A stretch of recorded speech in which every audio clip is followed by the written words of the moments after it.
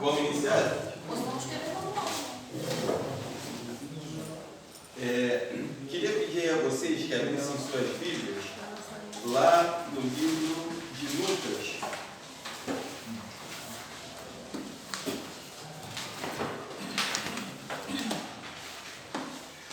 Capítulo 10, do verso 30 ao 37.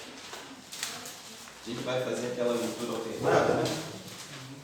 Lucas 10, do 30 ao 37. Começando aqui do Alan, do Paulo. 10, do 30 ao 37. Lucas 10. Isso, do 30 ao 37. Começa a partir do verso 30 você, 31 João Paulo, e assim vai. E os olhos se lhes abriram. E Jesus advertiu-os, dizendo: olhai. Lucas 10. Lucas, capítulo 10. Versículo de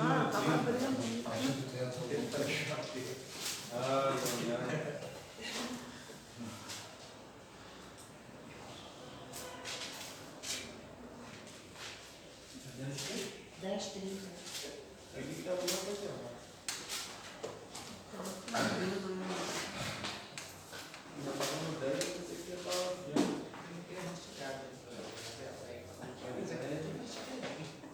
Agora sim.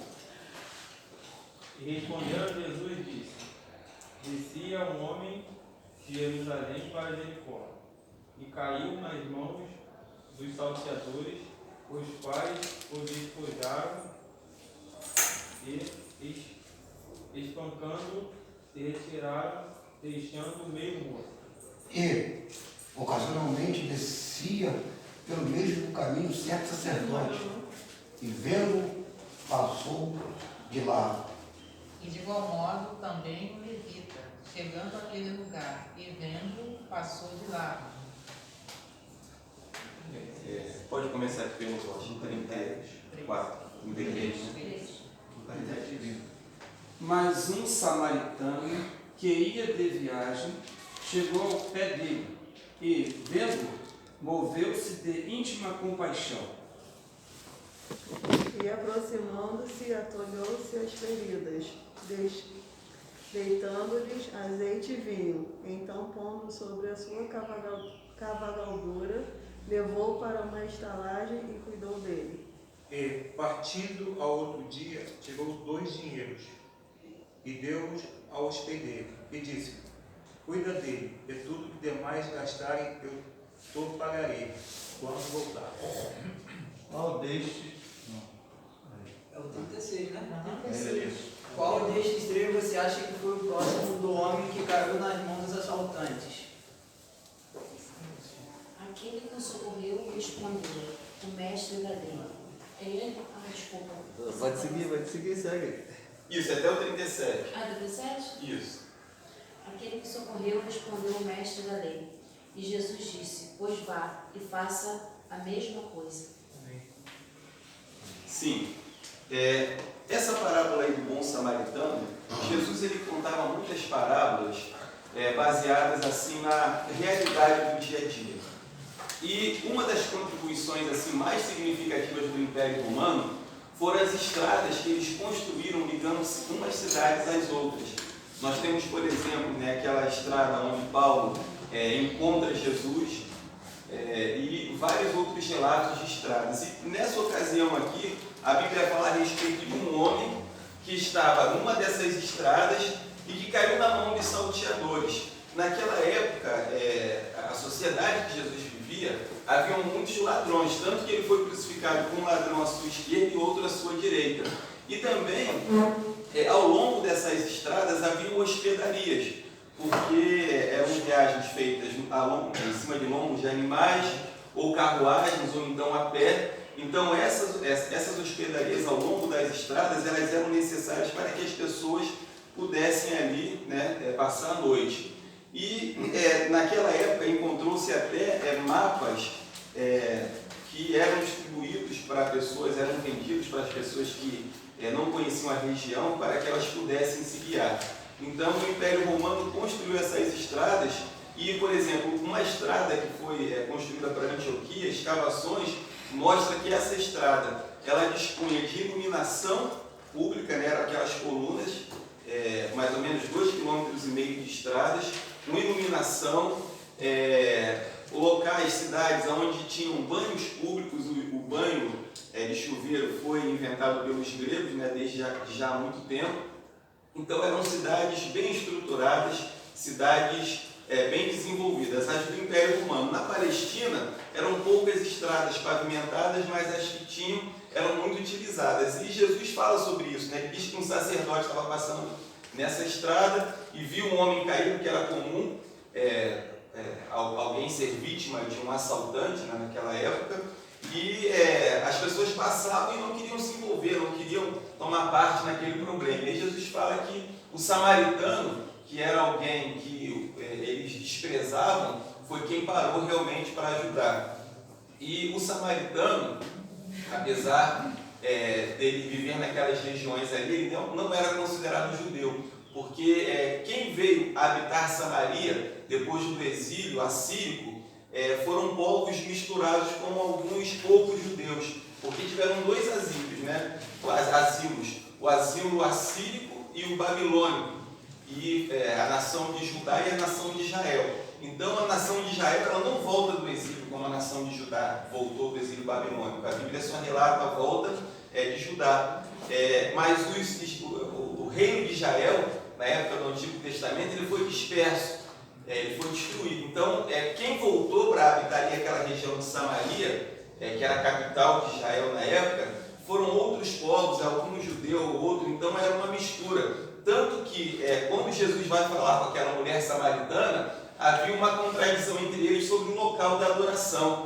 E ela diz: olha, os vossos pais dizem que é em tal lugar que a gente deve adorar. Quer dizer, então havia uma mistura de crenças ali dos samaritanos, né? Essa bagagem que eles trouxeram da religiosidade de outros povos, uma mistura com as crenças judaicas. E ali aquele samaritano foi aquele que ajudou aquele homem que estava à beira do caminho. E assim eram, né, as estradas na época de Jesus. E até a gente falou aqui a respeito da plenitude dos tempos, né? Porque com essas estradas construídas e com a contribuição que os gregos também deram com a língua, foi possível evangelizar o mundo, quando Jesus falou: ide por todo o mundo, pregar o evangelho a toda criatura. Então já estava tudo preparado para que o evangelho fosse difundido. E aí nós temos na Palestina também as moradias. Uma casa, naquela época, era feita de um pavimento só. Então, no pavimento mais baixo, geralmente as pessoas criavam animais, né, os animais da família, e aqui em cima ficava os baús, onde se guardavam as roupas, né? Não haviam camas armadas, era uma esteira forrada no chão. Só as casas mais abastadas tinham camas, né? Água aquecida, mas isso daí era privilégio de poucos. Naquela época as coisas eram bem difíceis. E aqui em cima o teto era feito com galhos de árvores com barro. E aqui em cima eles botavam as frutas para secar. Era também lugar de oração. Nas noites mais quentes as famílias dormiam aqui em cima. Então uma casa básica, digamos assim, né, uma casa normal ali na Palestina, ela funcionava dessa forma. E como é que era a questão da família? Nós falamos em relação já a alguma coisa, né, em relação às famílias da época. E havia uma discriminação muito grande em relação às mulheres. A gente até comentou um texto aqui que a gente vai estar estudando depois a fundo sobre como a gente interpretar esse texto lá de 2 Timóteo, falando sobre a mulher. Mas havia uma discriminação muito grande em relação às mulheres. E havia alegria ante o nascimento de um menino e tristeza ante o nascimento de uma menina. E às vezes a menina levava meses sem receber um nome, porque não era dado importância ao nascimento de uma menina. E a coisa era tão absurda que dentre os manuscritos, a gente falou aqui sobre arqueologia bíblica, né? Os manuscritos mais encontrados daquela época são de cartas de divórcio, porque por qualquer coisa um homem podia se divorciar de uma mulher. Então era muito comum o divórcio, e Jesus falou sobre isso. E também foi encontrada uma carta onde um pai dizia exatamente isso, é chocante, mas ele fala assim, para a sua mulher que estava grávida: quando a criança nascer, se for menino, você cuida, mas se for menina, você exponha. O que era expor uma criança? Os pais pegavam aquela criança e colocavam ela na beira do caminho, nessas estradas, né, que haviam, e ali a criança ficava à mercê de todo tipo de crueldade. Morria de fome, morria de frio, podia ser devorada por uma fera, podia ser abusada, ou então era levada para aqueles templos pagãos para ser uma prostituta. Era assim que era a sociedade da época. E Jesus, quando veio a esse mundo, ele começou a nivelar as pessoas, porque ele, como naquele exemplo da mulher pega em adultério, que ele diz: quem não tem pecado, atire a primeira pedra. E ali a mulher foi pega em flagrante adultério. Se ela foi pega em flagrante adultério, a lei de Moisés dizia que tinha que ser apedrejada ela e o homem. Cadê o homem? Se ela foi pega em flagrante, só levaram a mulher, porque o homem de repente até estava ali no meio da multidão com uma pedra na mão para atacar nela também. Essa daí me seduziu, a culpa é dela. E como a sociedade era machista, a mulher não tinha vez. Então a Bíblia fala, né, em Cristo não há grego, não há judeu, não há escravo, nem livre, nem macho, nem fêmea, todos são em Cristo. E as crianças também, que eram consideradas um estorvo, a criança na cultura judaica, ela não era priorizada como é hoje. Hoje na nossa cultura a criança ela é valorizada, mas na cultura judaica o ancião era valorizado, a criança não. Então a criança era a última a comer, né? A questão cultural mesmo. E aí quando Jesus está ali reunido, né, com os discípulos e aquela multidão, ouvindo os ensinamentos de Jesus, que chegam às crianças, o que os seus próprios discípulos fazem? Porque era cultural. Eles queriam impedir as crianças que fossem até Jesus. E aí Jesus ele diz: deixai vir a mim os pequeninos e não os impeçais, porque de tais é o reino dos céus. Vocês querem ir para o céu? Que o coração de vocês seja como o coração de uma criança. E aí ele quebra esse preconceito, né? Até nos evangelhos, né, relatados acerca da multiplicação dos pães, as mulheres e as crianças elas não são contabilizadas. 5.000 homens, né, o relato bíblico. Fora as mulheres e as crianças, ou seja, elas não foram incluídas na contabilidade, já são excluídas desde ali. É verdade. A multiplicação dos evangelhos de pães e de peixe. Boa observação. Ali já fica bem claro, né? Contaram os homens. Mulher e criança não precisa nem contar, não. Quer dizer, se sobrar, eles comem, se não. Então era mais ou menos assim que acontecia, infelizmente. A sociedade daquela época vivia desse jeito. E as classes sociais, elas eram formadas por rabinos, sacerdotes, que estavam assim no topo, né? Aí vinham artesãos, pescadores, agricultores, fazendeiros, e tinham também os escravos. A Bíblia relata a existência de escravos, inclusive em domicílios cristãos. Quando a gente lê aquela carta de Filemon, de Paulo a Filemon, fala ali sobre a questão. Oi? Isso, sobre Onésimo. Fala ali sobre a questão da escravatura. E como é que era essa questão nos tempos de Jesus? Quem era escravo? Eram prisioneiros de guerra, eram endividados. Se a pessoa não pagasse o que devia, o nome não ia para a SPC, não. Ou os filhos eram vendidos como escravo, ou ela era levada para ser escrava. Então, criminosos, quer dizer, a sociedade ela possuía muitos escravos, e muitos desses escravos eles eram mais cultos do que os seus senhores. Eram pessoas, às vezes, que tinham um conhecimento maior do que os seus senhores, mas por causa de alguma circunstância da vida, acabaram se tornando escravos. E eram esses escravos, por exemplo, que eram usados nos navios de guerra. A gente vê lá naqueles filmes, né? Aquela fileira de escravos puxando o remo e aquele cara com tambor batendo. Eram pessoas que eram escravizadas por causa da dívida. E Jesus ele conta uma parábola onde ele diz assim, que um homem, ele devia uma quantia imensa. E aí ele chega para o seu senhor e pede, né, por favor, perdoe minha dívida, porque ele sabe que se ele não pagasse, ele ia ser escravo. E aí o senhor, com pena dele, perdoa a dívida. Aí ele vai embora e encontra alguém que devia a ele também. E a Bíblia diz exatamente isso, que ele pega pelo colarinho e sacode e diz, paga o que você deve. E aí ele diz que não tem como pagar, e aí ele não perdoa a dívida daquele homem, né? Mesmo tendo sido perdoado. Mas alguém viu a cena. E provavelmente isso daí tenha sido até alguma história que Jesus ouviu, observou, né? E ele conta essa parábola. E aí a pessoa que viu a cena fala, olha, aquele homem que você perdoou está lá pegando o outro pelo pescoço, querendo matar, querendo prender, porque não quer pagar a dívida que tem com ele. E aí aquele homem chama ele novamente e diz, olha, eu te perdoei uma dívida imensa, não deveria você fazer o mesmo? E aí ele manda aos servos, né? Pega esse homem, prendam ele e até que ele pague tudo que ele deve. Então aquele ali, né? Ele pagou o preço da sua falta de perdão, né? E aí Jesus usa essa parábola aí para falar a respeito da questão do perdão. E interessante que por aquele homem não ter perdoado, ele vai ser preso. Era o destino daquelas pessoas na época, dos endividados, né? Eles se tornavam escravos.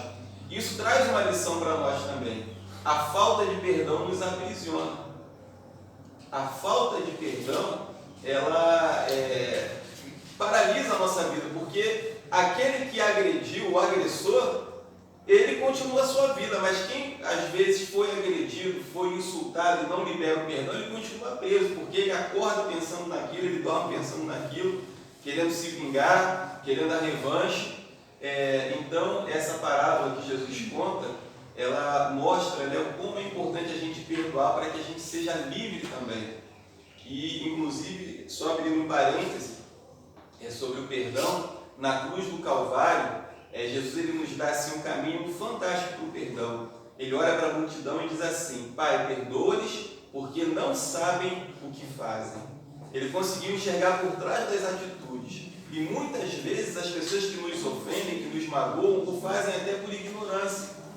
O fazem porque estão fora de si, como aconteceu no caso do filho pródigo, né? A Bíblia diz assim, e caindo em si, diz, voltarei e irei ter com meu pai. Quer dizer, quando ele saiu de casa, quando ele pediu para o pai a herança, mesmo o pai estando vivo, que ele com certeza magoou o coração do pai, ele estava fora de si.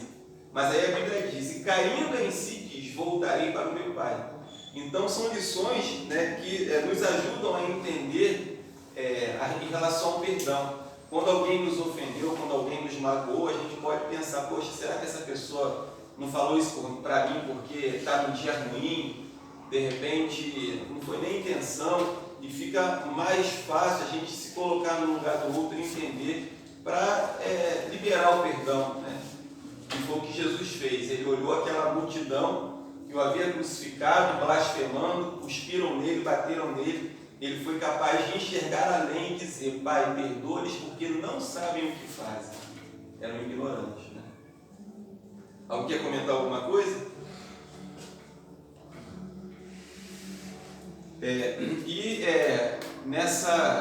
Os transportes, né, o comércio de mercadorias, a maioria deles era feito era um comércio marítimo. Muitas poucas coisas eram transportadas nas estradas justamente por causa dos ladrões. E, inclusive a gente tem lá em Atos, capítulo 27, versículo 6 e 14 ao 26, aquele episódio do naufrágio de Paulo. E os navios, além dos navios de guerra, né, haviam também navios de carga e de passageiros que transportavam centenas de pessoas. E quando Paulo naufragou, foi 100 e poucas pessoas que estavam com ele. E primeiro o que eles falam? Olha, vamos jogar a carga no mar para poder aliviar o peso do navio. 276, né? Oi? 276. Foi 276 pessoas? 276. 276. Memória boa, hein? E aí, esse navio, ele estava indo para Alexandria. Lembra que nós falamos que Alexandria, por causa daquele período, né, que Alexandre foi o imperador grego, Alexandria era uma cidade muito desenvolvida e que haviam muitos judeus morando lá, mais até do que na Palestina. Então esse navio que Paulo pegou e que naufragou, ele ia para Alexandria e depois iria para Roma, navegando ali pelo Mediterrâneo. E aí, na continuação, eu queria que vocês lessem lá Mateus 20, versículo 3. Aliás, não, Marcos 6,56. Quem foi o último a ler? É o último. Então o próximo irmão Timóteo, lê pra gente aí, Marcos 6,56.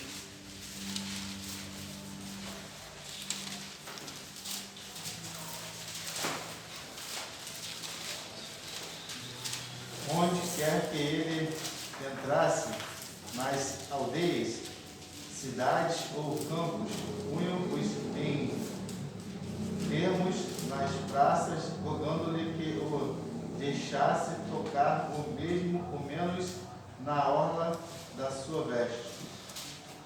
Isso, até aí. Aldeias, cidades, campos, e os enfermos eram levados para as praças. As cidades ali da região da Palestina, elas tinham uma característica, elas eram mais atrasadas do que as romanas e elas tinham umas características, né? Elas possuíam um muro a entrada da cidade era através da porta, no muro, e havia a praça onde aconteciam as reuniões, onde os ajuntamentos. Jesus conta várias parábolas falando a respeito da praça. Dos trabalhadores que estavam na praça, aguardando o trabalho. Aqui fala a respeito de que os enfermos foram levados por ele, foram levados para ele nas praças. E a Bíblia também fala dos fariseus, né? Que eles gostavam de ser vistos nas praças e faziam orações para serem vistos pelos homens. Então as praças eram locais de reunião. E Jesus aproveitou, né? E ele estava aonde houvesse necessidade, Jesus estava. Aldeia, nos campos e nas cidades. Então Jesus percorria toda a região, não só nas grandes cidades, mas também aquele camponês distante, as aldeias. Jesus estava em todos os lugares. E quando ele chegava na cidade, as pessoas corriam para a praça para que ele pudesse ministrar a cura. E nessa estrutura, nessa sociedade, como nós falamos, né, haviam várias classes. Os religiosos eram as classes mais altas, mas havia também uma figura muito odiada, que eram os cobradores de impostos. E esses cobradores de impostos, pela relação próxima que eles tinham com Roma e pela sua corrupção, eles eram odiados pelo povo. Porque eles não só recolhiam os impostos, mas eles embolsavam tudo que eles podiam conseguir de forma ilegal, muitas vezes. Recebiam suborno dos mais ricos para poder cobrar menos imposto, e aí essa carga maior caía sobre os pobres. E Zaqueu, por isso Zaqueu era tão odiado. E Jesus, muitas vezes, ele foi acusado de comer com os publicanos e pecadores. Quer dizer, os publicanos eram esses cobradores de impostos. E aí, quando Zaqueu se converte, um desses chefes, né, dos cobradores de impostos, ele diz assim, olha como é que a consciência dele, né, Deus convence ele do pecado, o Espírito Santo. Ele diz assim, Senhor, se eu em alguma coisa defraudei alguém, não, metade do que eu tenho eu dou aos pobres. E se em alguma coisa eu defraudei alguém, eu roubei alguém, eu restituo 4 vezes mais. Então ele tinha roubado muito. Ele sabia disso, né? E aí Jesus fala, olha, realmente entrou hoje salvação nessa casa. Entrou salvação nessa casa, porque houve, como nós falamos aqui naquela aula sobre salvação, né? A fé sem obras, ela é morta. Porque se não for acompanhada de uma atitude que demonstra mudança, como o Tiago diz, né? Do que adianta a fé se não tiver obras? Então, os judeus daquela época, a Bíblia diz que muitos creram em Jesus, mas eles não manifestavam a sua decisão, por quê? Porque eles tinham medo de serem expulsos da sinagoga. E a sinagoga, ser membro da sinagoga era sinal de status, porque na sinagoga, nós falamos aqui, funcionava a sinagoga funcionava como escola, a sinagoga realizava serviços fúnebres, como um pequeno tribunal. As pequenas causas, as desavenças que haviam entre o povo eram resolvidas na sinagoga. Lugar de culto, Então, para um judeu ser membro de uma sinagoga era status. E se alguém manifestasse que havia crido em Jesus, seria expulso da sinagoga. Ele não queria isso, eles não queriam isso, muitos dos escribas e fariseus, porque eles amavam as saudações nas praças, né? Serem chamados de rabi, gostavam dos primeiros assentos, gostavam de serem chamados de mestres. E aí nós temos aquele episódio em que Nicodemos vai procurar Jesus à noite, para não ser visto. E à noite era muito frio, as pessoas geralmente colocavam uma capa, então ali ele foi escondido para que ninguém percebesse que ele tinha ido falar com Jesus. E aí nós temos essa questão, de que a sinagoga era esse local onde todos queriam estar. E muitos deles deixaram, não foram salvos, porque não realmente tomaram essa decisão de seguir a Jesus e de manifestar essa decisão. Mas aqui Jesus fala, as prostitutas e os cobradores de impostos entram adiante de vós no reino dos céus, porque há últimos que serão primeiros e primeiros que serão últimos. Aqueles que se achavam os melhores, os religiosos, detentores da verdade, que se achavam no direito de, na hora da oração, dizer: Senhor, graça te dou que eu não sou como esse pecador aí, antes eu dou o dízimo de tudo que eu tenho, faço oração, faço meu jejum. Esse aí não foi salvo não, mas aquele pecador que o escriba, que o fariseu desprezava, essa raça que não conhece a lei, eles diziam assim, esse povo, essa raça que não conhece a lei foi que creu em Jesus, nós não acreditamos não. E aí a Bíblia diz, aquele pecador que batia no peito e dizia que não era digno nem de olhar para o céu, esse desceu justificado, porque houve arrependimento genuíno. Mas aqueles religiosos da época, eles foram condenados. E Jesus fala para eles, uma palavra dura: raça de víboras, como escapareis da condenação do inferno? Aqueles religiosos daquela época foram muito poucos os que conseguiram escapar, muito poucos os que foram salvos.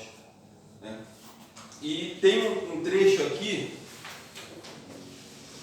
desse livro que fala a respeito da atividade da medicina naquela época, que existiam várias atividades econômicas. Por exemplo, na época de Jesus haviam bancos, e Jesus ele conta a parábola dos talentos, e quando chega no último servo que enterrou o talento, ele diz assim: por que você não deixou o meu dinheiro no banco para render juros? E aí quando eu voltasse, pelo menos eu pegaria o meu dinheiro atualizado. Então naquela época tinha inflação, já tinha bancos que faziam serviços de câmbio, guardavam dinheiro. Na agricultura, havia o rodízio de plantações, então era uma sociedade relativamente desenvolvida. Mas a medicina, ao contrário, como não havia muitos recursos, já não era tão desenvolvida.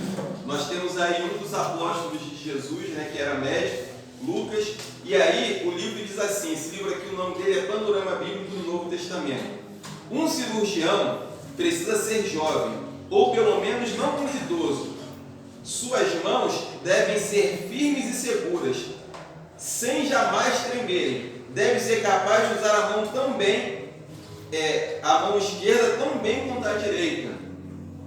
Deve ser dotado de tão grande compaixão que se torne desejoso da recuperação do seu paciente, mas não tanto a ponto de deixar comover-se pelos seus gemidos, porque não tinha anestesia na época não. Qualquer cirurgia que se fizesse era sangue frio, amarrava a pessoa e tinha que fazer. Então o médico tinha que conseguir fazer a cirurgia mesmo com o grito do paciente.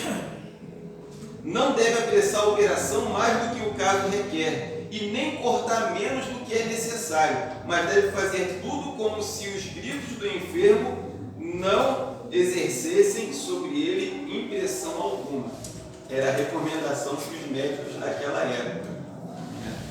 E feliz foi mal, porque Pedro cortou a orelha dele, mas Jesus foi lá e colocou no lugar. Senão ia padecer um pouquinho. Alguém quer comentar alguma coisa?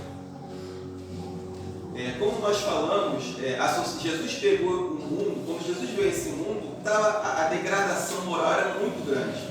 Havia fome, as multidões seguiam ele por causa do pão e peixe que ele multiplicou, pesados impostos, imperadores violentos, uma classe religiosa completamente distante do povo. Quer dizer, como diz a profecia de Isaías, né? O povo que estava em trevas viu uma grande luz. E nas cidades, nas aldeias, no campo onde Jesus ia, é impressionante a quantidade de pessoas endemoniadas que a Bíblia relata. Então, o povo estava doente, até por causa da falta de saneamento básico. Não havia, as cidades mais desenvolvidas de Roma havia o saneamento básico, mas as cidades mais pobres da Palestina não tinham. Então, se uma pessoa, por exemplo, pegasse uma conjuntivite, uma doença nos olhos grave, não tinha antibiótico para pingar como nós temos hoje. A pessoa ficava cega. Vocês viram quantos cegos Jesus curou ao longo do seu ministério? Eram muitos cegos naquela época. E para um cego não restava nada além do que mendigar, à beira do caminho, porque ia fazer o quê? Não tinha INSS, não tinha aposentadoria. Por isso que a Bíblia fala no Novo Testamento que nós deveríamos amparar os órfãos e as viúvas das suas necessidades.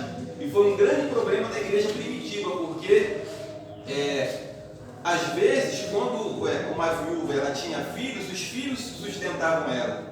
A aposentadoria de uma pessoa eram os filhos. Não tinha esse sistema de aposentadoria que nós temos hoje. Então, por isso a cena dramática daquela mulher viúva que vai sepultar o seu único filho. E aí Jesus encontra com ela e ressuscita. Porque aquela mulher estava fadada de desgraça, ela ia passar necessidade.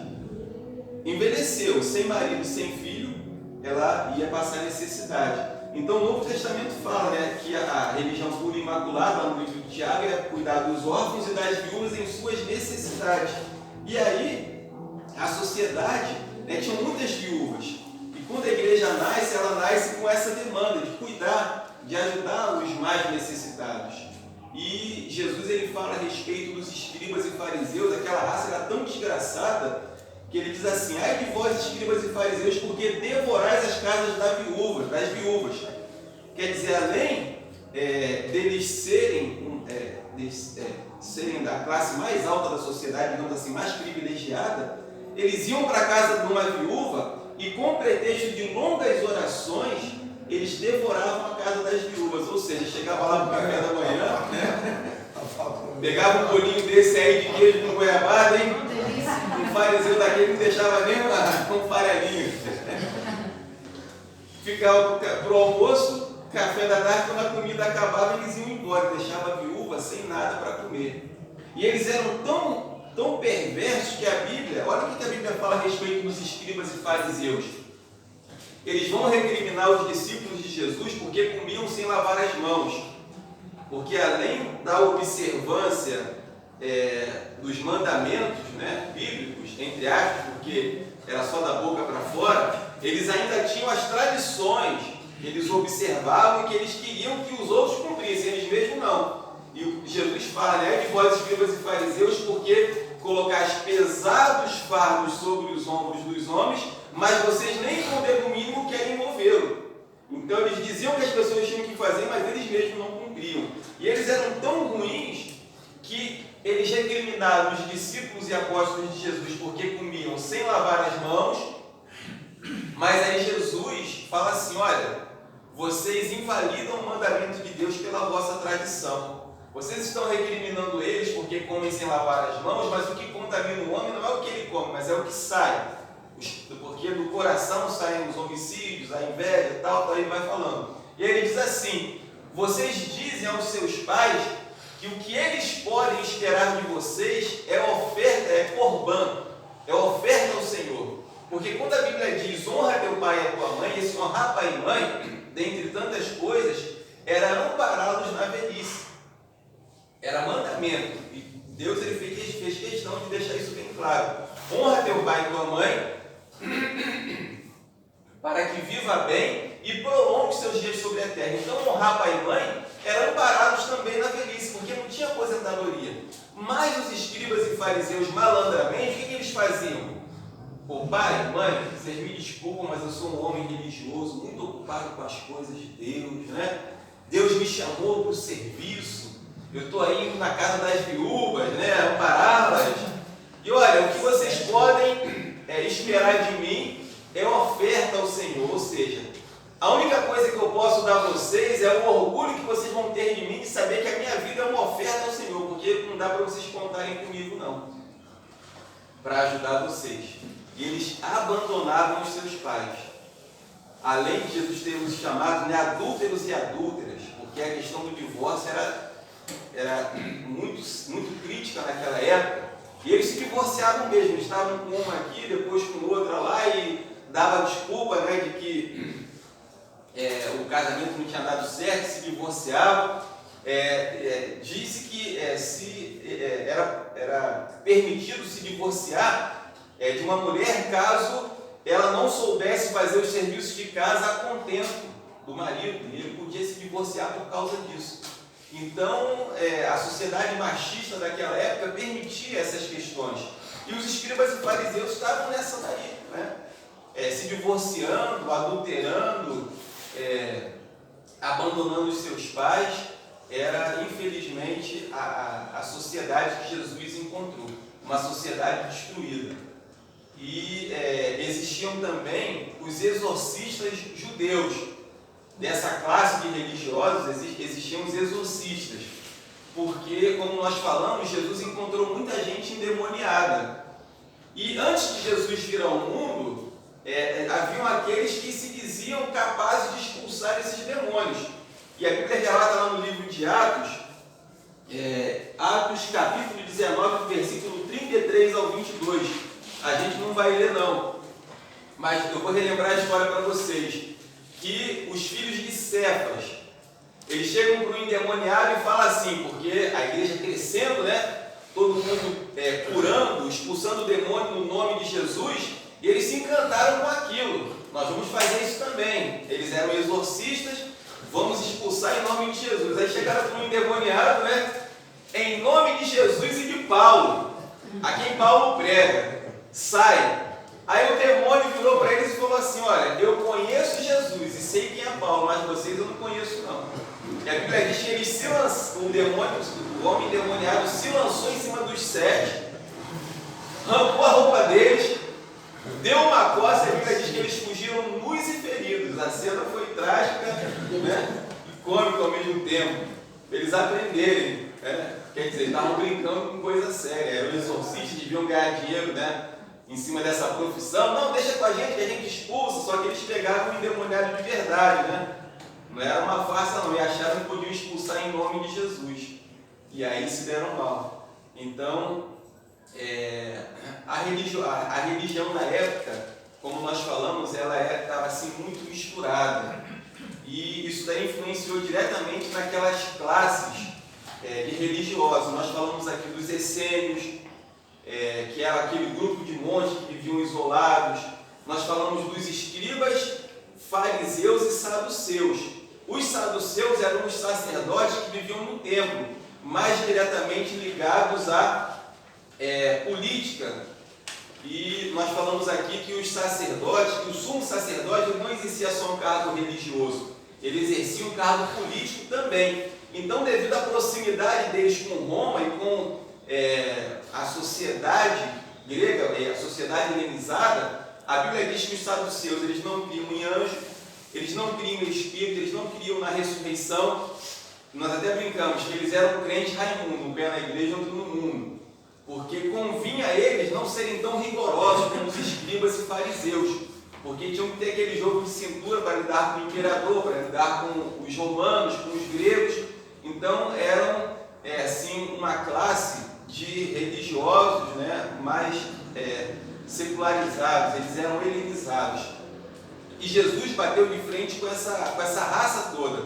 Então o templo era o local dos saduceus, e o templo virou uma bagunça, né, comércio, e Jesus chegou lá com um chicote e botou todo mundo para correr. E a sinagoga era reduto dos escribas e fariseus.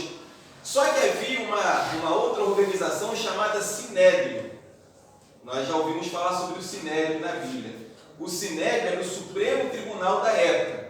Então, os casos mais graves, eles eram levados para o Sinédrio. E o Sinédrio era composto por esses saduceus, o sumo sacerdote presidia, né? Os saduceus, alguns escribas, os fariseus, os anciões, né? Os maiorais do povo, vamos dizer assim. E nós temos uma dimensão legal do que é o Sinédrio, essa organização religiosa da época, essa estrutura religiosa e política, no julgamento de Jesus e na sua crucificação. A gente vai ler até alguns textos agora. Mas antes da gente ler esses textos, como nós falamos, havia uma mistura, uma religiosidade, uma mistura de religiões muito grande. E no livro de Atos, quando Paulo vai pregar numa determinada cidade, na cidade de Éfeso, a multidão enfurecida começa a gritar, né? Grande é a deusa Diana, é guardadora da imagem que caiu de Júpiter. Então olha a crença deles. E os deuses gregos, eles estavam envolvidos em histórias de ciúme, de intrigas, de invejas. Então a cultura grega, ela apresentava os seus deuses como quase seres humanos. Por isso muita gente deixou de acreditar nesses deuses gregos.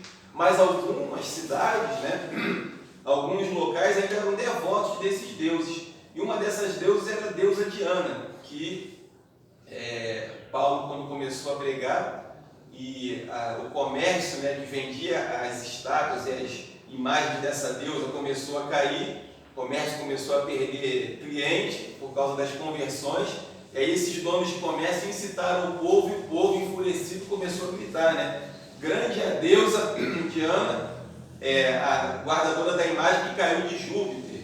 Então eles tinham conhecimento também do sistema solar, quer dizer, eles não eram tão atrasados assim. Vocês leram, não sei se o pastor Zé Cláudio leu esse trecho na apostila de Velho Testamento, mas fala que Cristóvão Colombo, ele utilizou os dados do Antigo Egito para dar a volta ao mundo, para poder navegar. Então, os egípcios, eles eram muito avançados em vários aspectos, né? E Deus sabiamente colocou Moisés lá como príncipe do Egito para adquirir todo aquele conhecimento e depois ser capaz de liderar o seu povo. Quer dizer, então nos tempos de Jesus eles tinham já assim um conhecimento de certas áreas bem desenvolvidos. Mas aí, voltando lá para a questão do Sinédrio, vamos ler aqui alguns textos bíblicos. Quem foi o último a ler? Foi eu. Timóteo, então o próximo é Vinícius. Alguém quer comentar alguma coisa antes da gente ler esses textos aqui sobre o Sinédrio? Não? Então, Vinícius, abre lá para a gente Mateus 26, todos podem abrir, né? Mateus 26, do 57 ao 69. 57? Isso, ao 69. O 57 diz assim: e os que pretenderam Jesus o levaram à casa de Caifás, o sumo sacerdote, onde se haviam reunido os escribas e os anciãos. Você leu 57, né? Isso. Se reuniram na casa do sumo sacerdote, onde haviam se reunido os escribas e os anciões. Pode-se dizer ali fariseus, né? Era aquela classe de religiosos da época.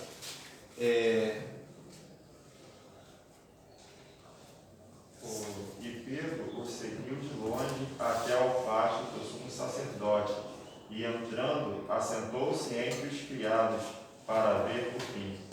Olha só, o sumo sacerdote tinha criados, né? O pátio da casa dele, tem um texto que fala que era um palácio. Então, o sumo sacerdote vivia muito bem. E Jesus ameaçava essa classe de religiosos, porque o povo já não acreditava mais neles.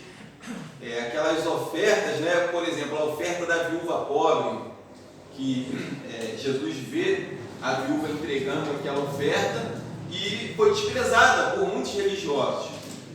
Mas aqueles religiosos interessavam quem dava as grandes ofertas, e com certeza boa parte delas era desviada. Mas quem dava pouco não interessava. Então Jesus ameaçava essa estrutura religiosa que havia na época, né? Essa mordomia que eles tinham. Próximo versículo. Uma barulhinha. E os principais sacerdotes e todo o sinédrio procuravam algum testemunho falso contra Jesus, a fim de o condenarem à morte. E não o achavam, apesar de se apresentarem muitas testemunhas falsas, mas por fim chegaram 2. E disseram: Este disse: Eu posso derribar o templo de Deus e reedificá-lo em 3 dias. E levantando-se o sumo sacerdote, disse: Não responde coisa alguma ao que este dispõe contra ti.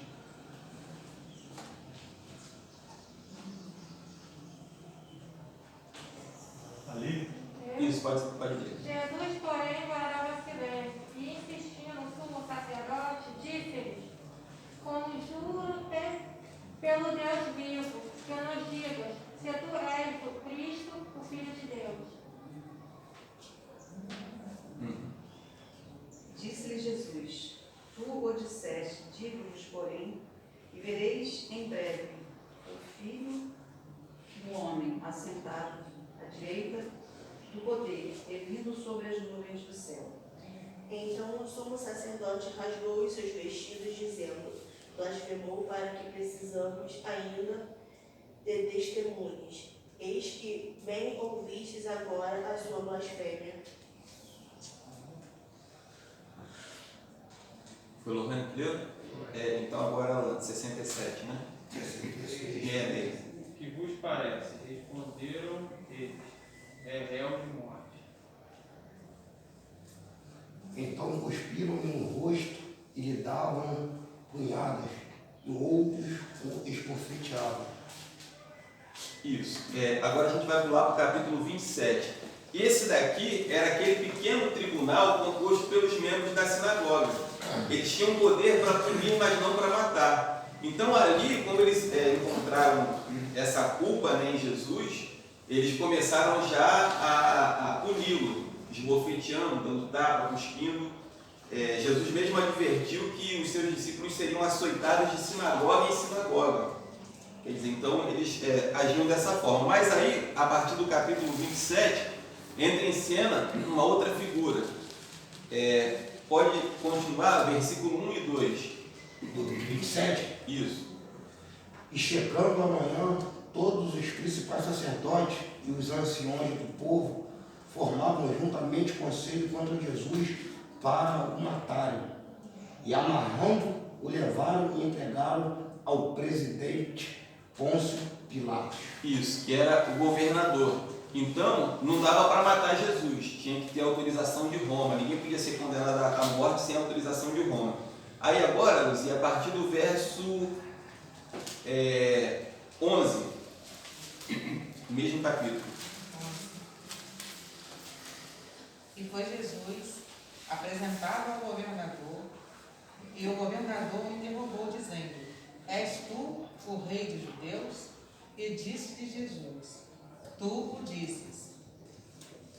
E sendo acusado pelos príncipes dos sacerdotes e pelos anciãos, nada respondeu. Isso, Rocha pode ler. Próximo. Disse-lhe então Pilatos: Não ouves quando testificam contra ti? E nenhuma palavra lhe respondeu, de sorte que o governador estava muito maravilhado. Ora, por ocasião da festa, costumava o governador soltar um preso, escolhendo o povo aquele que quisesse. Eles tinham, naquela ocasião, um prisioneiro muito conhecido chamado Barrabás.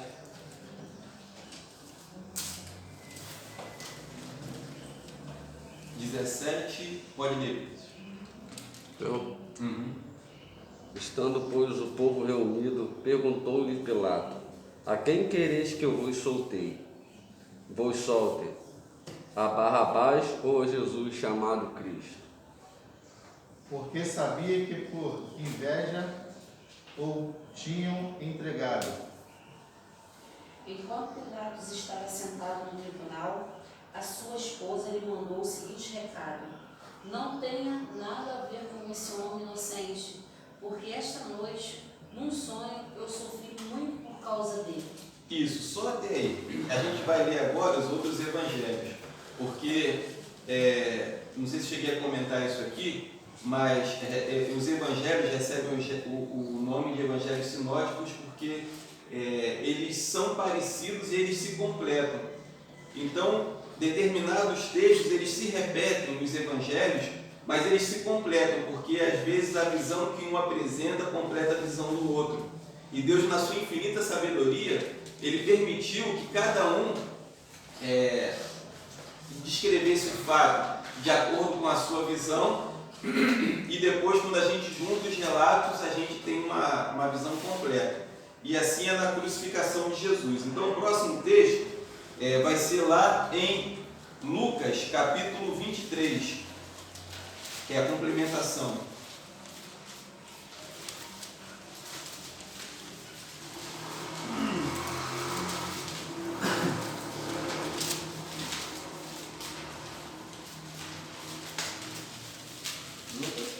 Lucas 23, a partir do verso 1.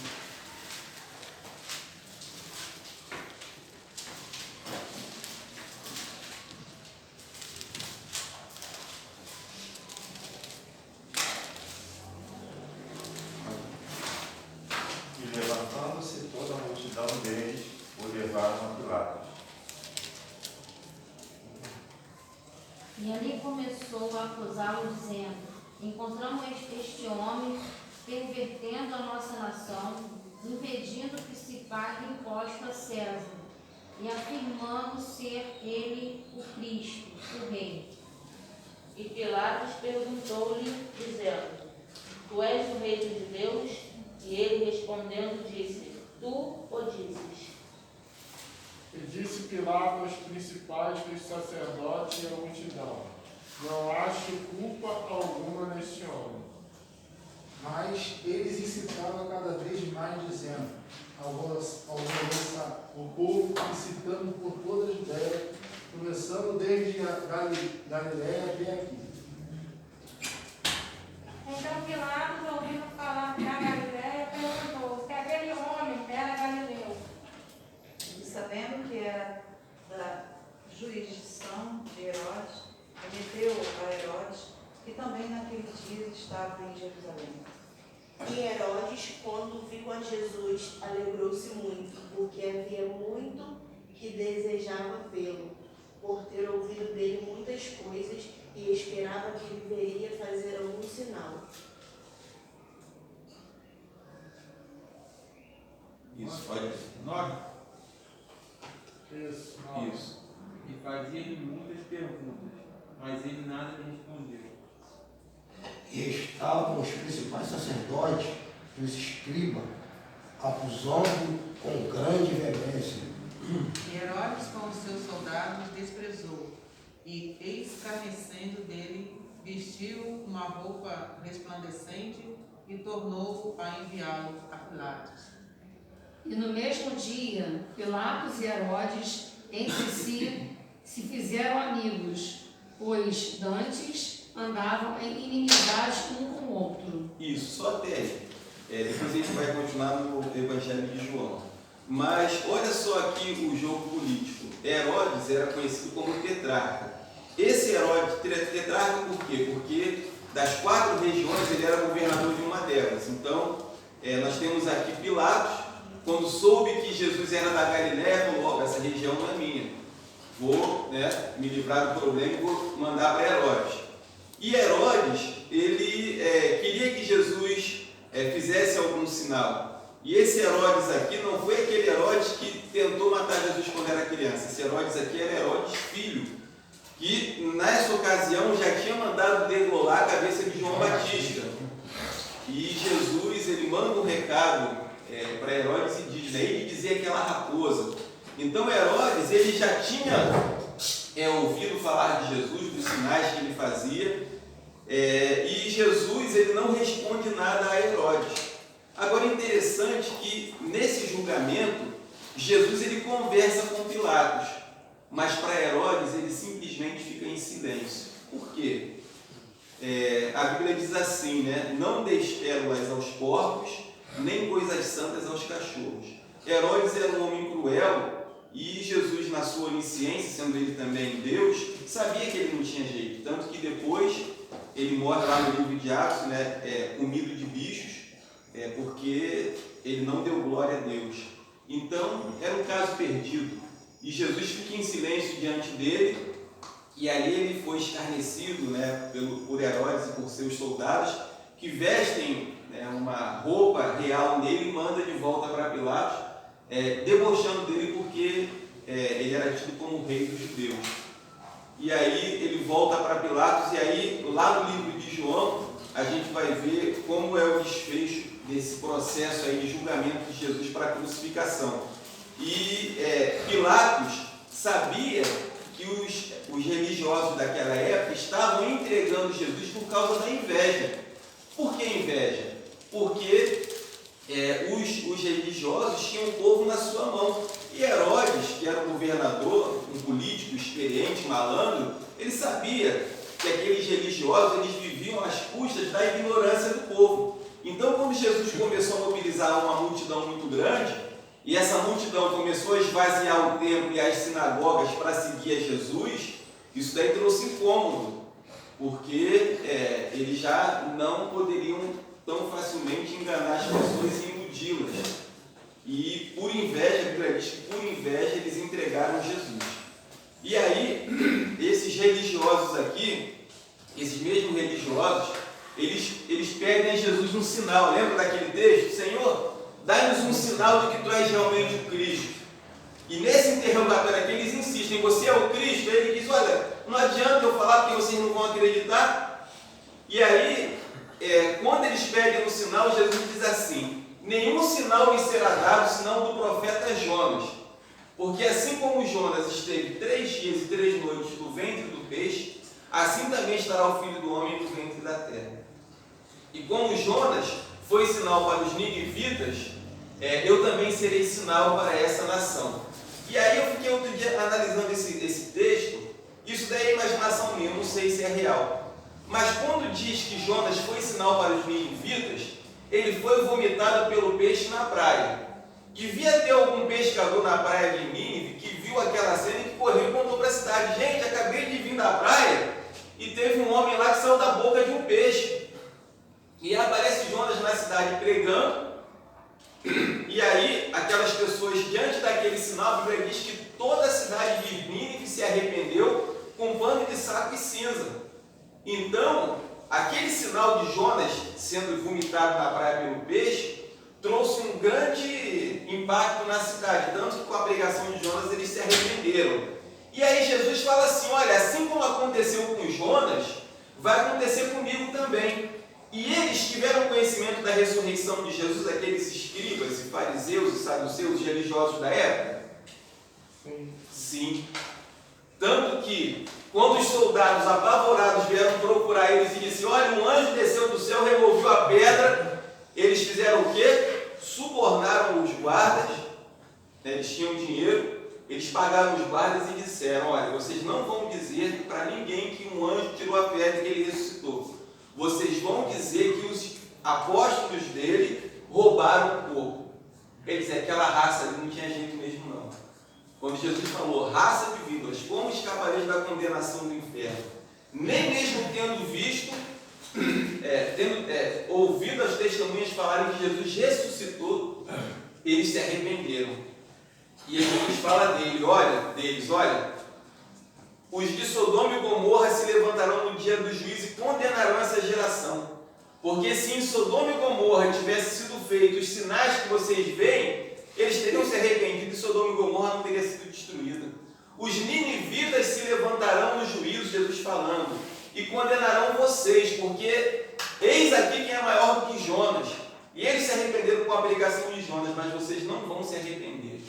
Então era uma raça de religiosos mesmo condenadas ao inferno que não tinha jeito para eles. E aí a gente vê que Pilatos, Jesus trata diferente do que Herodes, porque Herodes também não tinha mais solução. E só abrindo um parênteses, né, vocês vão começar a falar sobre o Êxodo, e às vezes a gente olha assim o faraó, né, e diz, poxa, coitado do faraó, Deus endureceu o coração dele para que ele não deixasse deixasse o povo ir, por isso que ele foi para o inferno. Tem gente que gosta de usar esse texto do faraó, de Deus endurecendo o coração do faraó para justificar a predestinação. Mas observe que o coração do faraó só é endurecido a partir da quinta praga. E aí Deus diz assim: para isso mesmo te levantei, para em ti mostrar o meu poder. Quer dizer, Faraó vinha de uma dinastia aonde o tataravô, o bisavô, o avô, o pai, era tudo gente que não valia nada, que se achavam deuses e que eram cruéis, porque eles mandaram matar também as crianças dos hebreus, né, de forma assim, sem compaixão nenhuma. Então Deus olhou para o faraó e viu assim: bom, você é igual ao teu pai, o teu avô não presta, vai para o inferno. Então, já que você vai para o inferno, já que você não vale nada, pelo menos eu vou usar a sua vida para em você manifestar o meu poder e mostrar ao mundo que eu sou Deus. Foi o que ele fez.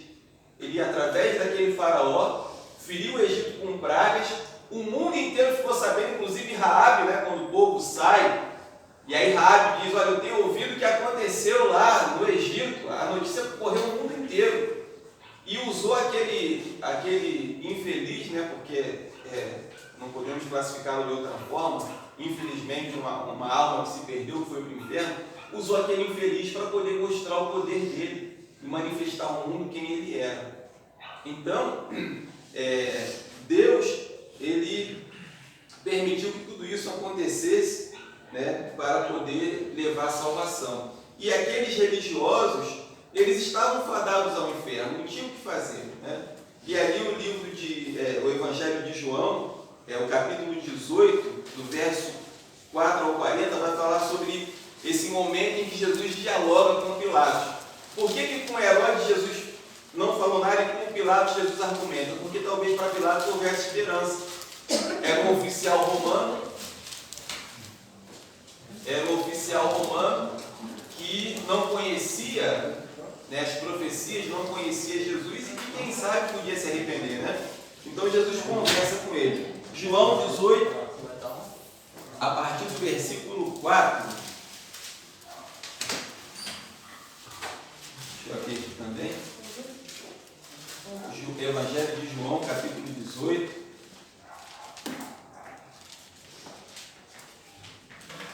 Aliás, vamos ler o versículo 13 e 14. A gente vai alternando aqui para não ler tudo, porque são muitos versículos. Parou em quem? Isso, pode continuar. Versículo 13.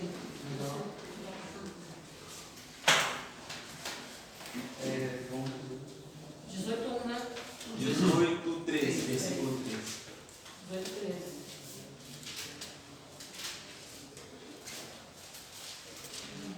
Acho que é João 18, 13.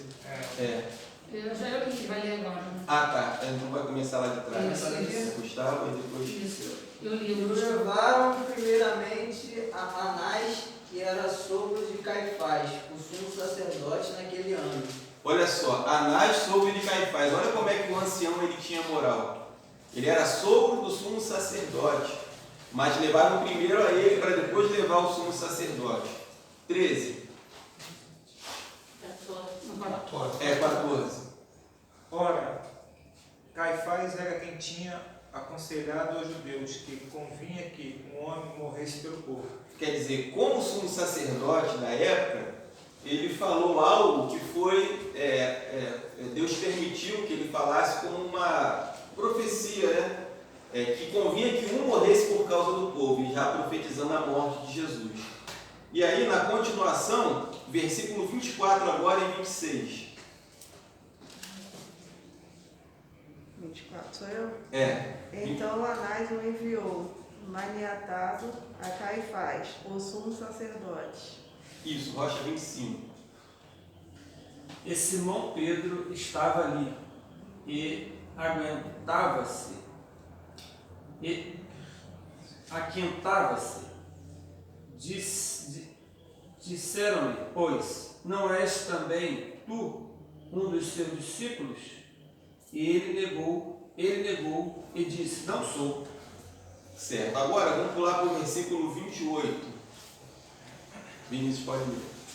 Depois levaram Jesus da casa de Caifás para o pretório.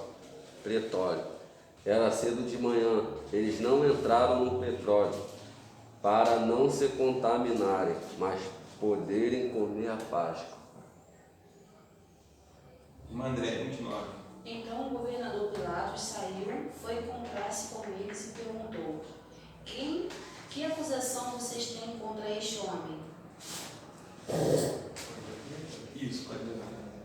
Responderam e disseram-lhe: se este não fosse o malfeitor, não te entregaríamos. Então Pilatos disse: leve-no daqui e julguem-no segundo a lei de vocês.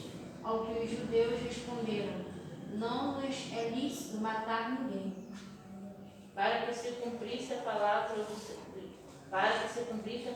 que Jesus tinha dito, significando de que morte havia de morrer. Olha, só uma pausa aqui. Naquele tempo, não eram todos que poderiam ser crucificados. A princípio, só poderia ser crucificado escravos que cometessem algum delito. O cara era escravo, ele cometia algum delito, ele podia ser crucificado. Depois a crucificação passou, a ser mais praticada. E Tito, o imperador romano, no ano 60 depois de Cristo, ele crucificou vários judeus quando estava prestes a invadir Jerusalém e destruir, diante das muralhas, aos olhos do povo que, aterrorizado, via aquela cena de horror de centenas sendo crucificados ao mesmo tempo. E, de acordo com aquilo mesmo que eles disseram, quando Jesus foi ser crucificado, que Pilatos lava as suas mãos, o que o povo diz? Que o sangue desse homem caia sobre nós e sobre os nossos filhos. E aí depois, no ano de 60 ou 70 depois de Cristo, 70, obrigado. Eu acho que conhece bem também a história, 70 depois de Cristo, aquele imperador invade Jerusalém, destrói, e aqueles judeus são crucificados e pagam aquilo ali que eles mesmo haviam profetizado sobre a sua vida. Mas aí os escribas e fariseus estão dizendo aqui: olha, a gente não pode matar esse homem.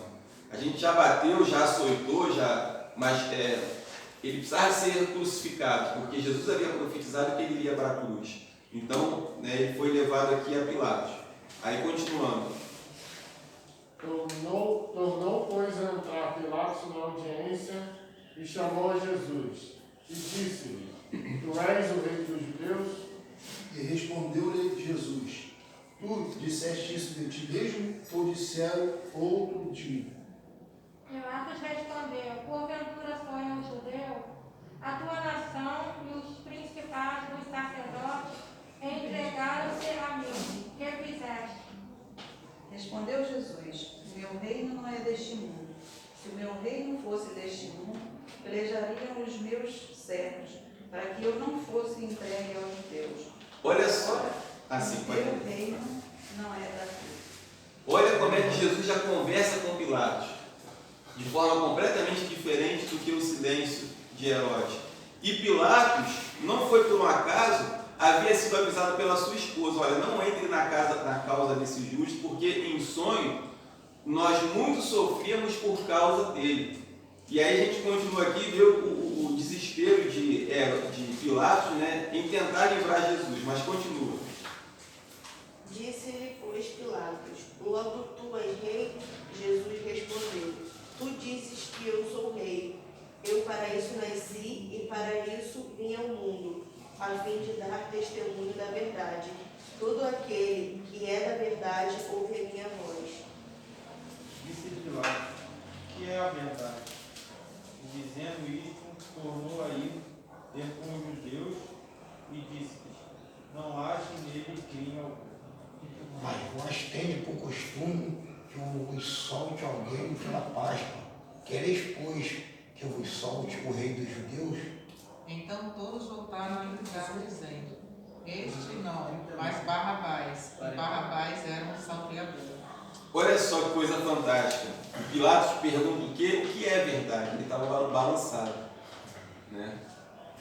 Aí o capítulo 19, vamos continuar.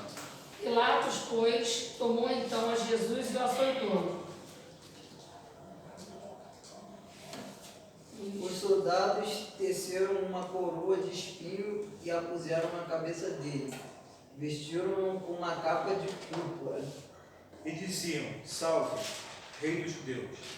E davam-lhes bufetadas. Então Pilatos saiu outra vez e disse-lhes: Eis aqui, vou-lo trago fora, para que saibais que não acho nele crime algum. Saiu, pois, Jesus fora, levando a coroa de espinhos e o vestido de púrpura, e disse-lhes Pilatos: Eis aqui o homem.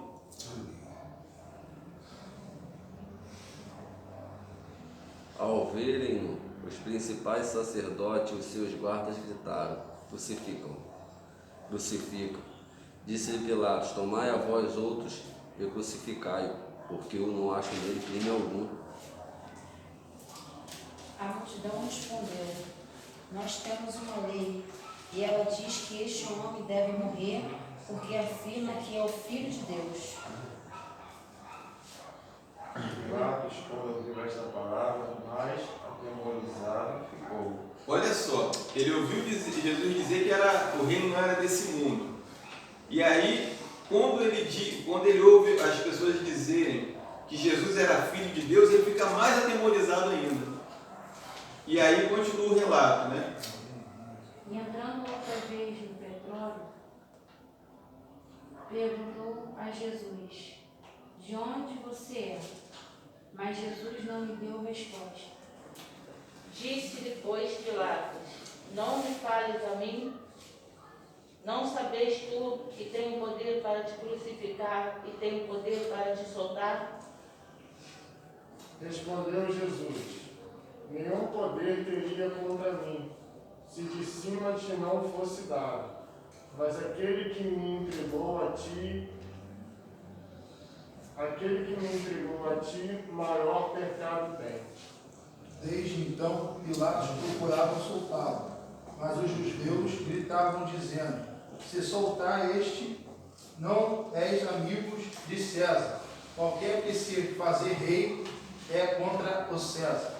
Ouvindo, pois, Pilatos este dito, levou Jesus para fora e assentou-se no tribunal, no lugar chamado Litostópio, e em hebraico Gabbatá. Isso, olha só, a questão política aqui entrando no julgamento de Jesus. Pilatos sabia que havia algo de especial em Jesus. Todos aqueles que tinham contato com Jesus percebiam, era notório algo diferente. E ele fica apavorado, porque ele começa a juntar as peças do quebra-cabeça. A minha esposa teve um sonho. Agora estão dizendo que ele é filho de Deus. Ele disse que o reino dele não é desse mundo. Eu não posso entrar na causa desse justo. Só que aí entra a questão política. Porque qual era a acusação? Que Jesus era rei dos judeus. E havia uma instabilidade muito grande naquela região. E uma região, como nós falamos ali da Palestina, ela foi uma região de constantes guerras, porque era uma região estratégica. Então, qual foi a malandragem dos religiosos daquela época? Olha, ele está dizendo que é rei. Se você não condenar ele, você é inimigo de César. E aí ele ficou, né, ele também tinha um cargo como governador, ele não queria abrir mão das regalias que ele tinha, ele ia enfrentar César, ele ia perder o cargo que ele possuía. Aí por isso que Jesus fala: aquele que me entregou a você, maior pecado tem. Mas ele tinha pecado também por estar crucificando Jesus. Ele tinha parte naquele julgamento. Porque ele sabia que Jesus era inocente, mas por causa da conveniência política, para não se indispor com César, não causar um tumulto na região, porque poderia haver uma rebelião, que a multidão cada vez mais estava gritando: crucificam, né, aquele alvoroço. Então, para apaziguar a situação e conseguir manter a situação sob controle, ele manda crucificar Jesus. Mas ele também foi culpado da morte de Jesus, Pilatos. Tu está falando de Judas Iscariote aqui, pô? Na situação que ele lava as mãos. É isso aí. Ele se vê tão pressionado que ele falou: bom, não tem jeito, eu vou ter que crucificá-lo. Mas aí ele pega a bacia, coloca diante do povo e lava as mãos e diz: olha, eu sou inocente do sangue desse homem. Mas quer dizer, não era tão inocente assim não, porque ele, né, teve a cumplicidade dele. Mas aí é quando a multidão grita, né, que o sangue dele dele caia sobre nós e sobre os nossos filhos.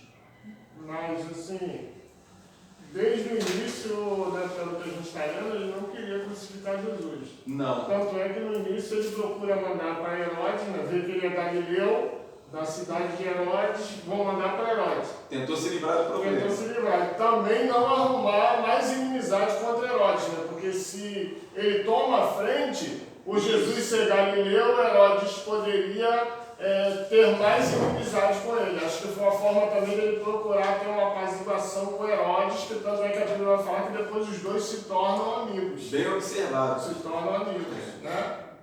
Essa, digamos assim, essa honra que ele deu a Herodes, né? Foi uma apaziguação entre as indiferenças dos dois, né? Isso, verdade. Olha a política aí, né? É o que acontece hoje em dia também. É o que acontece hoje em dia aí. Tem muito político aí que a gente vai para a questão política, né? Que ele sabe o certo a ser feito, mas às vezes a pressão é tão grande que ele não consegue fazer o certo.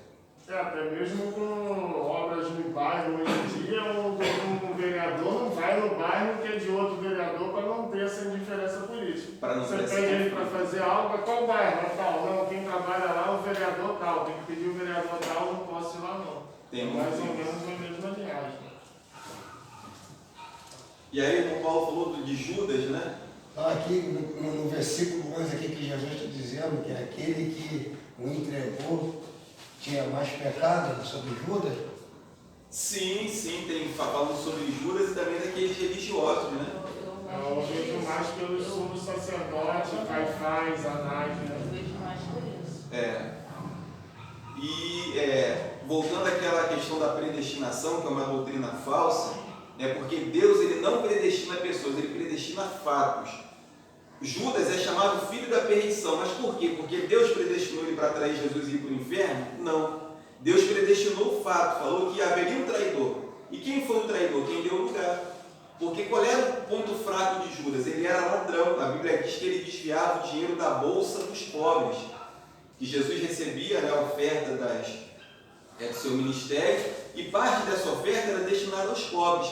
E Judas, que tomava conta da bolsa, desviava. Então, quando ele viu a chance de ganhar dinheiro entregando Jesus, foi ali a rasteira que o diabo deu nele. Então, ele não caiu da noite para o dia. O pecado não derruba uma pessoa da noite para o dia. A pessoa vai dando lugar, vai perigosamente flertando com o pecado, o diabo vai cercando, e chega um determinado momento que vem a queda. Eu até ouvi uma ilustração uma vez muito interessante, que um prédio, quando ele é implodido, aquele prédio com uma estrutura de ferro, concreto, ele não cai assim do nada. Vão colocando bombas em pontos estratégicos da sua estrutura. E depois que o prédio está cheio de dinamite, alguém vai lá, aperta o botão e ele cai. Então ninguém cai no pecado da noite para o dia. São dinamite que o diabo vai colocando em pontos estratégicos. Ele vai cochichar algo no nosso ouvido aqui 1 hora, aí ele vê uma outra oportunidade, vai lá e cerca. Ele trabalha na fraqueza. Trabalha na fraqueza, nos pontos vulneráveis. E foi o que ele fez com Judas. Haveria um traidor. E quem foi? Quem deu lugar? Quem foi Judas, por causa da ganância do dinheiro. E a maldição que estava sobre a vida de Judas foi tão grande que quando ele se enforcou, no livro de Atos, capítulo 1, fala que ele se enforcou e ele partiu no meio, suas entranhas caíram no chão. Suas vísceras, quer dizer, como é que uma pessoa enforcada parte no meio? Porque a ira de Deus sobre a vida dele era grande. E aí, na continuação, finalizando aqui o texto, a gente está no versículo 14, até o 16. E era a preparação da Páscoa, quase a hora sexta, e disse aos judeus: eis aqui o vosso rei. Mas eles bradaram: tira, tira, crucifica-o. Disse-lhe Pilatos: hei de crucificar o vosso rei? Responderam os principais dos sacerdotes: não temos rei senão César. Então entregou-o para que fosse crucificado. E tomaram a Jesus e o levaram. Olha só, até o último momento Pilatos tentando livrar, Ele é o rei de vocês, aí eles malandramente, não, nosso rei é César, crucifica esse daí. Senão você vai ser inimigo de César. E ele, né, para não ter o seu cargo, a sua posição ameaçada, ele fez conforme foi pedido. E assim, né, termina o julgamento de Jesus. Logo depois, os próximos textos a gente conhece bem, né? E aí, na próxima aula, a gente vai falar sobre os evangelhos, a característica de cada evangelho: Mateus, Marcos, Lucas, João. A gente leu aqui trechos, né, de cada um deles e vamos entender algumas diferenças que tem na Bíblia, que algumas pessoas usam também para tentar confundir. Por exemplo, tem um texto que fala que o endemoniado gadareno era um. Já tem outro evangelho que fala que são dois. Por que essa diferença? Porque um fala que é um, o outro fala que é dois. A Bíblia está errada? Não. A gente vai ver na próxima aula por que esse relato é desencontrado, né?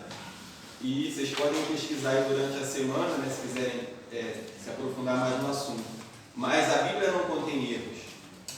Nós até falamos sobre as traduções, né? Quem traduz a Bíblia erra. Às vezes o cara faz uma tradução equivocada, tanto que as nossas Bíblias elas são revisadas e corrigidas.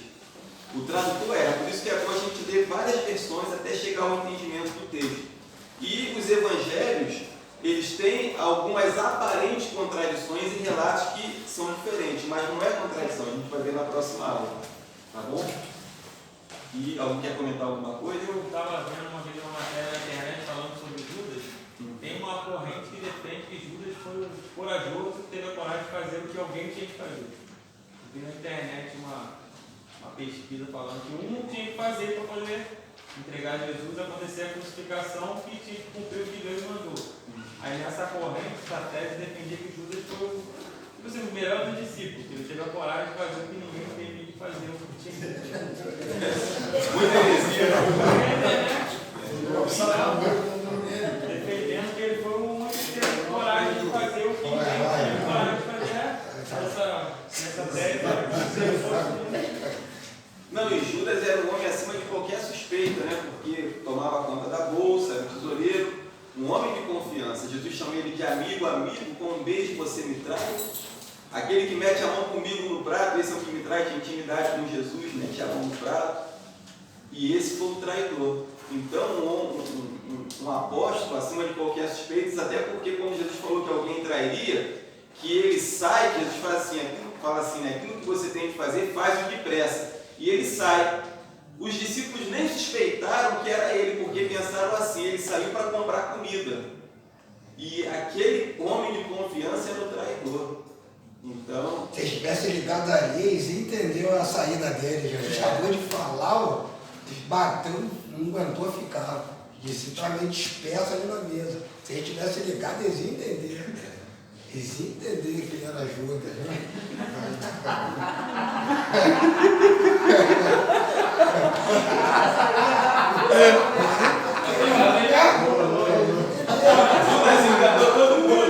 Não, mas aí no pensamento dele aqui, Jesus deu essa deixa, né?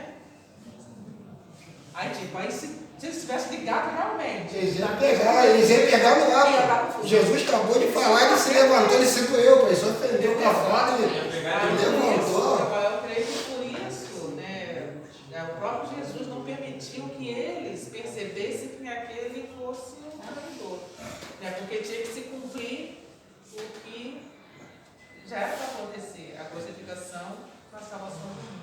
E até então estava todo mundo preocupado. Será que sou eu? Será que sou eu? Né?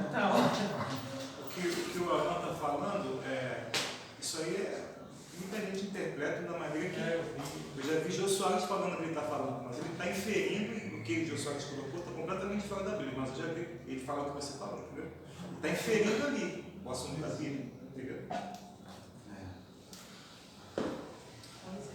Eu vi um comentário uma vez também que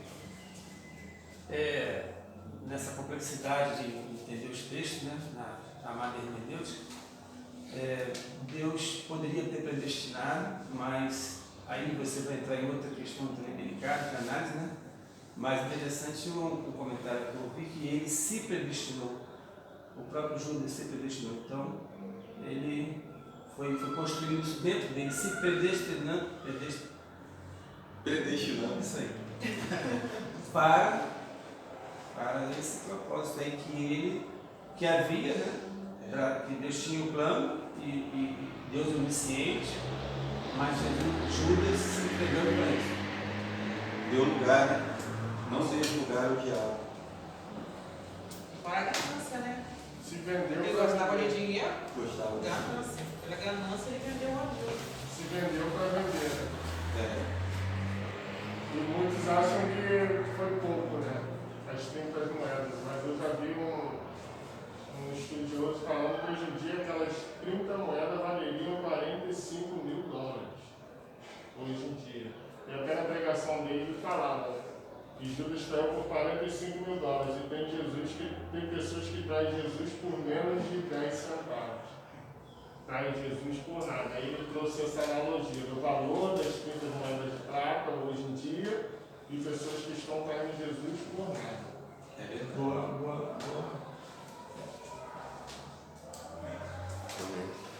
Amém? Vamos lá então. Agradecer a Deus.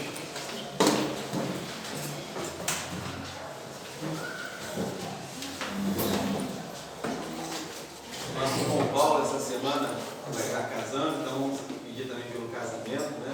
Aqui, ó, vai casar no mesmo dia. Oi? Vai casar no mesmo dia. Também aqui. Também, pastor? No mesmo dia. A restauração que eu vou estar dando entrada amanhã também no meu.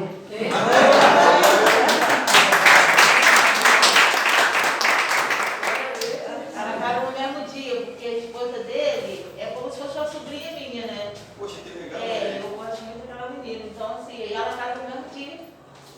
Eu vou estar lá partilhando desses 2 casamentos. Amém. Se Deus quiser, vou estar lá também. Participar dessa honra de participar do casamento do Paulo. Amém. Pode orar para a gente, agradecendo? Pai querido, obrigado, Senhor. Obrigado por cada parte do nosso corpo que está aqui na tua presença. Obrigado por cada membro do nosso corpo nesse momento. Amém, Jesus. Obrigado, Deus, porque a nossa vida está cheia da tua graça, está cheia da tua glória, está cheia da tua virtude. Muito obrigado, Senhor eterno. Muito obrigado. Porque o nosso dia vai ser uma bênção na tua presença. Aconteça o que acontecer. Obrigado por este momento maravilhoso, Deus. Obrigado por estar aqui, Senhor. Obrigado porque o Senhor nos chamou para o teu reino, nos chamou para desfrutarmos das tuas vitórias, das tuas bênçãos. Obrigado, Deus, por tudo em nome de Jesus, Pai. Jamais vamos recuar, nós vamos desistir dessa batalha. Obrigado, Senhor.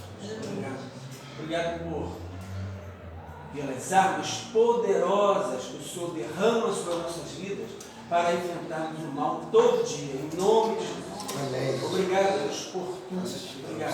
Obrigado, Senhor Deus. Hoje e sempre, em nome de Jesus. Amém e amém. Alguém não pegou esse daqui, o recomeço? Eu acho que tem bastante folha aqui, alguém ficou sem pegar. Isso, domingo passado. Recomeço. Alguém mais? Boa semana.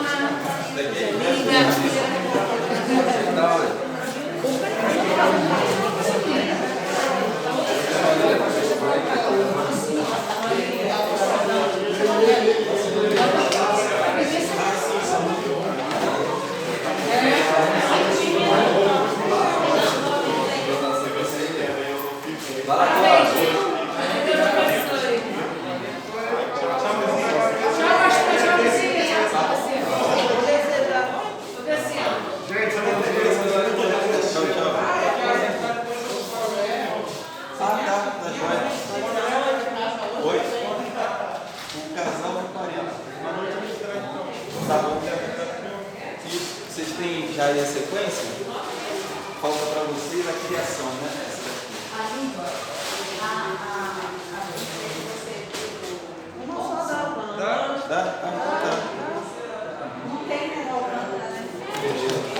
Olha lá, boa, cara.